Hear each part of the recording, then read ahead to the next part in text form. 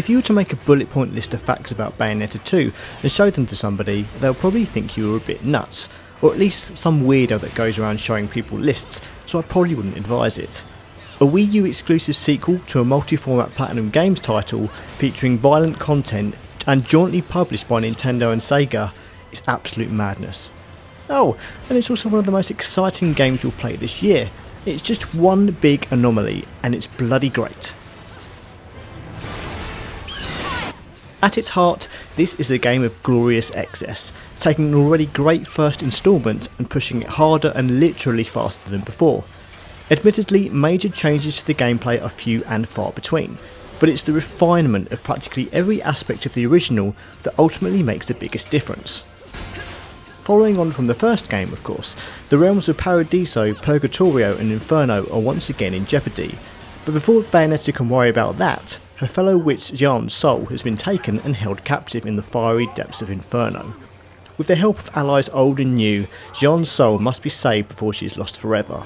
Meanwhile, a struggle continues for the eyes of the world, ancient relics that grant the actual powers of a god to those who possess both. Luckily, Bayonetta holds one of these eyes herself, while the other remains within the Lumen Sages, so they should be safe, right? A far more coherent and streamlined plot than the original, it is entirely possible to play this sequel without experiencing the first game, and still understand the majority of what's going on, although you really should play the original. So it's comforting to know that Bayonetta 2 caters for players of all abilities. This is a much fairer and more lenient game than its predecessor. For a start, the all-important Witch Time ability that allows you to slow time from a successful evade was previously difficult to activate due to a very small window in which to dodge. The window for a successful Witch Time activation is much fairer this time around, reducing the amount of frustration during combat. Meanwhile, new players can opt for an easy mode that also gives you an equipable accessory that dodges most attacks for you. Plus, it's also possible to play the game entirely with the Wii U gamepad touchscreen, allowing you just to tap enemies repeatedly for quick and easy combos. But don't think that these welcome allowances come at a cost to the challenge. Like always, Platinum Games has us masochists covered with some particularly nasty levels and some harder difficulties that will push your combat skills to the limits.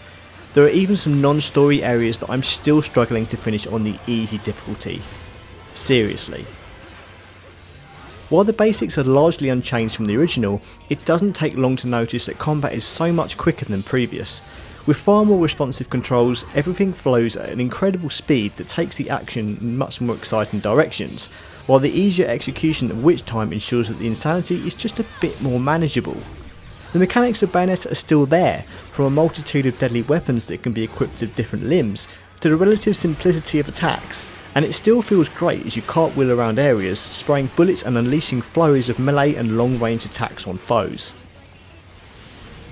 Some enemies are total damage sponges, requiring extended beatings before they bite the dust, but that just means more opportunities for higher combo scores, which lead to higher ranks and more currency to purchase items, weapons, accessories, costumes and much more.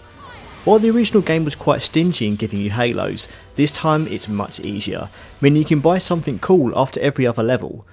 Of course, you'll probably want to buy those awesome Nintendo costumes pretty quickly, and who could blame you? They're a ton of fun to play around with, but there are absolutely loads more items to purchase. 3 playthroughs in and I still haven't bought everything. There is definitely an incentive to replay levels to get those platinum and pure platinum grades. This is a far more immediate game. The time spent out of battle is much shorter, and everything feels far more focused. Make no mistake, this game is all about action, and if you aren't fighting, most of the time you'll be doing something else equally as exciting, including some barely recognisable homages to classic Nintendo and Sega games.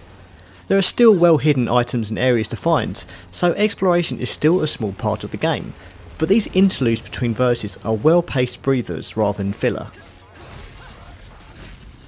Get through the many chapters and difficulty settings and the challenge isn't over, thanks to the unusual Tag Climax multiplayer mode.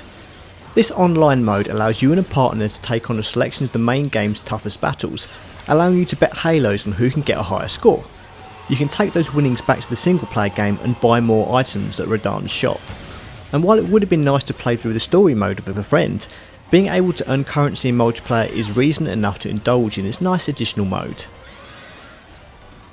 Visually, it's stunning, and it's easily one of the best looking games on the Wii U, mainly thanks to a very distinctive use of colour.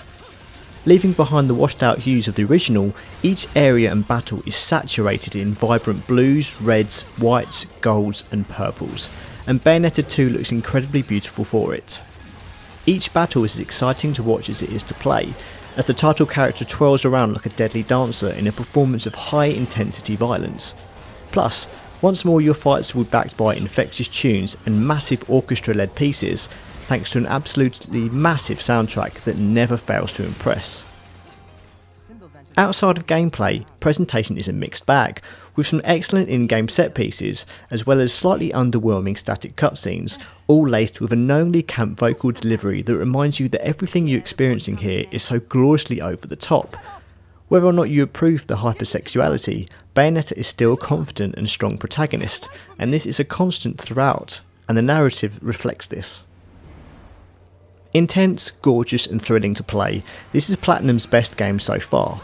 Nintendo have clearly had an input here, with a game that's more forgiving for new players, but still has enough challenge for fans, all without watering down or compromising the experience for either type of player. A non-stop climax of excitement from the moment you start the prologue, this is one of those games that demands to be played.